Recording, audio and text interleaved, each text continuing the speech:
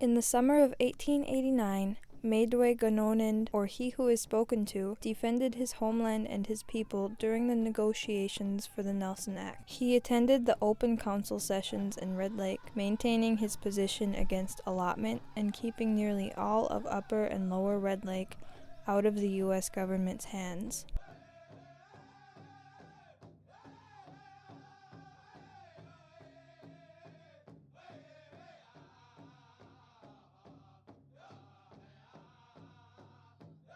Minnesota had been declared a U.S. territory in 1849, only 4 decades before the Nelson Act was signed. At the time, Minnesota was occupied by around 31,000 American Indians and only 5,000 non-native settlers. Specifically, the Red Lake Ojibwe in northern Minnesota had been occupying their space for almost 2 centuries. These people were hunter-gatherers and deeply valued the resources that Red Lake land offered. The government also saw significance in Red Lake land. As soon as 1863, the U.S. government took the Red River Valley when the Old Crossing Treaty was signed by Red Lake chiefs, ceding 11 million acres of land, which forced many Ojibwe people to abandon their homes to make way for white settlers. It should be noted that He Who Is Spoken To refused to sign the Old Crossing Treaty. The treaty era ended in 1871. From that point on, the government could only use congressional acts to retrieve land from Native people. This policy did not provide much relief to Native communities. It wasn't long until Henry L. Dawes set up the policy of allotment through the General Allotment Act, which was meant to divide tribal lands into allotments for individual Indians. And He Who Is Spoken To realized that there were many things that defined a nation and a people. One of those was having a land. Some of what makes Red Lake really distinctive today and has maintained a lot of the sovereignty that Red Lake has today were things that He Who Is Spoken To had to fight for during his lifetime. Red Lake was never allotted, so instead of taking the reservation and chopping it up into parcels and each family having their own separate parcel of land, he said, we will never accept allotment here. We will all own this land collectively as a people. The General Allotment Act, also known as Dawes Act, was signed by President Grover Cleveland in 1887. The allotment policy was quickly passed in several Indian territories, but Red Lake leaders were vigilant. There was already a sense of mistrust between the Red Lake chiefs and the U.S. government due to unkept promises from the Old Crossing Treaty in 1863. The chiefs bristled at the idea of the Dawes Act and inevitably rejected it. Little did they know there was a big effort in place to continue the push for Red Lake land. Newt Nelson, a congressman, was devising a new legislation that would further government control over Red Lake lands. This legislation would come to be known as the Nelson Act. The Nelson Act was approved on January 14, 1889. The U.S. Chippewa Commission was fully formed within months, and in early summer, they set out to acquire signatures from the Ojibwe communities of Minnesota. The U.S. Chippewa Commission didn't have the authority to alter the act itself, making negotiations with the tribes nearly impossible. The terms of the Nelson Act involved relocations of many Native communities and imposed the allotment policy to Indian land across Minnesota. It also meant a land cession close to 3 million acres of land from Red Lake. He Who Is Spoken To, a particularly influential chief at the time, could not agree to the terms without negotiations and alterations. Despite not having the power to do so, the U.S. Chippewa Commission agreed to hold meetings with Red Lake chiefs.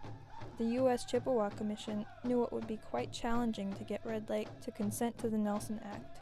To discuss the necessary changes of the terms, there were 7 open council meetings held in Red Lake from June 29th to July 6 in 1889. He Who Is Spoken To stood at the front lines, pressuring the chairman of the commission, Henry Rice, about important issues. At White Earth, Indians own 9% of their own reservation.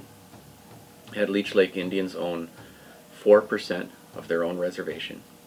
And on most of those 2 reservations, Native people are minorities in their own space. That did not happen at Red Lake. And the reason that did not happen at Red Lake was He Who Is Spoken To, who successfully dodged the allotment pressure. Red Lake chiefs knew the consequences of allotment and understood that the government sought to gain control of the lake. It was nearly impossible for He Who Is Spoken To trust the promises of the U.S. government after those made during the Old Crossing Treaty had been broken. One well-known demand of He Who Was Spoken To and past chiefs was the prohibition of selling and consuming alcohol in Red Lake. This was discussed at the council meetings in 1889, and it was agreed that Red Lake would remain alcohol-free. Remarkably, He Who Was Spoken To viciously opposed allotment. Red Lake hadn't consented to the General Allotment Act in 1887, and they would not change their minds for the Nelson Act. He Who Was Spoken To understood that it would divide not only Red Lake land, but also the Red Lake people. During his time as a chief, he worked to accomplish the opposite, and he did unite the Ojibwe villages in Red Lake into one nation. Allotment went against everything he stood for. Another concern that was stressed in these council meetings was keeping the lake in Red Lake Ojibwe's possession. He Who Was Spoken To sought to keep all of Upper and Lower Red Lake and all land at least a mile out from its shore.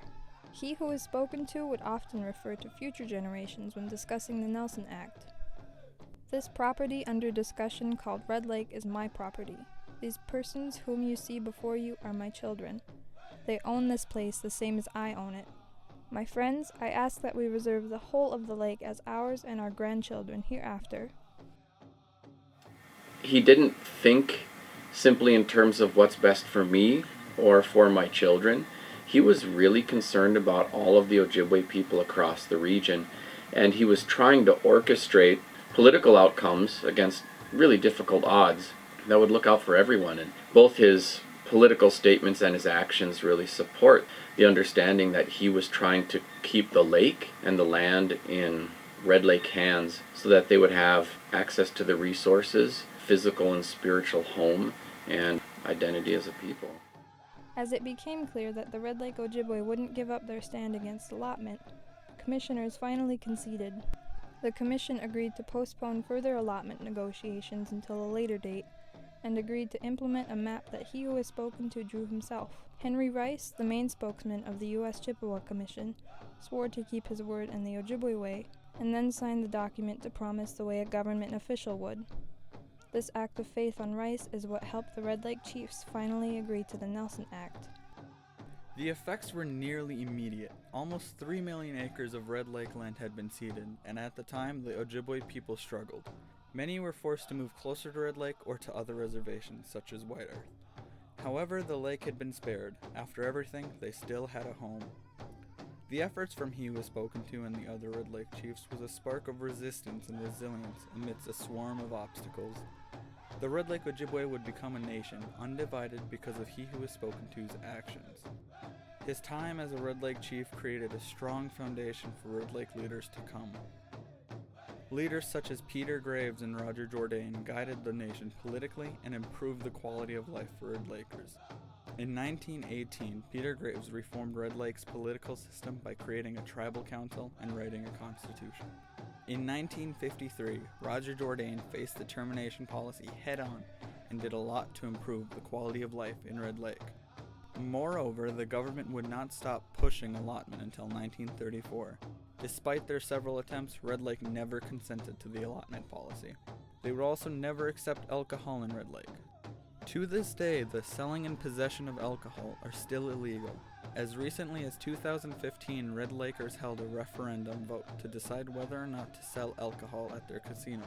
The majority voted no. All of these events can be traced back to the decisions of He Who Was Spoken To. Maidway Ganonin took a stand for Red Lake and its future generations in 1889. Despite the U.S. government desperately seeking to control Red Lake and its people, He Who Was Spoken To paved the way for full tribal sovereignty by maintaining a firm and diplomatic stance against government officials. He Who Was Spoken To's priority was always the Red Lake people, and always did what he thought was best for them. His actions were vital during such a sensitive time for Native communities, and because of them, the Red Lake Nation remains strong today.